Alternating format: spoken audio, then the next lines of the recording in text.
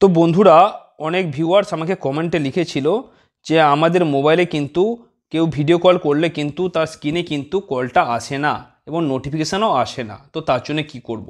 তো সেটা থেকে আপনি কি করে ঠিক করবেন আজকে ভিডিওতে আলোচনা করব। তার জন্য ভিডিওটা প্রথম থেকে শেষ পর্যন্ত দেখতে থাকুন।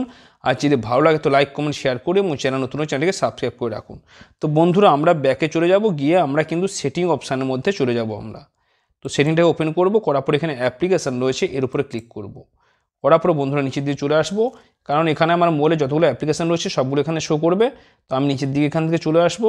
আসার পরে বন্ধুরা, নিচের দিকে আসার পরে আমাকে খুঁজে নিতে হবে হোয়াটসঅ্যাপ কোথায় রয়েছে।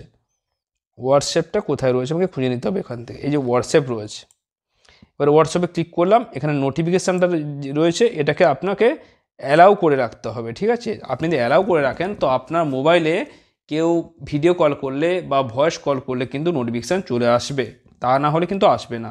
এটাকে আপনাকে এনাবেল করতে হবে এবং তারপর যেটা করতে হবে আপনাকে, এখানে পারমিশন রয়েছে, এখানে ক্লিক করবেন। করার পরে দেখতেই পাচ্ছেন এখানে কিন্তু আমি অ্যালাউ করে রেখেছি contact, location, music, audio, notification, phone, photo and video.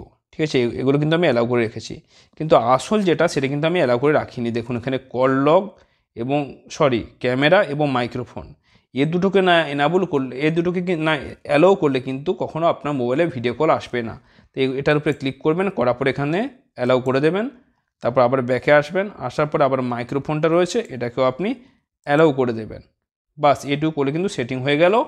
আপনার মোবাইলে যে কেউ কল করলে কিন্তু কলটা স্ক্রিনে আসবে এবং নোটিফিকেশানও আসবে। ভিডিওটি কেমন লাগলো বন্ধুরা কমেন্টে জানাতে ভুলবেন না। ভালো থাকুন, সুস্থ থাকুন।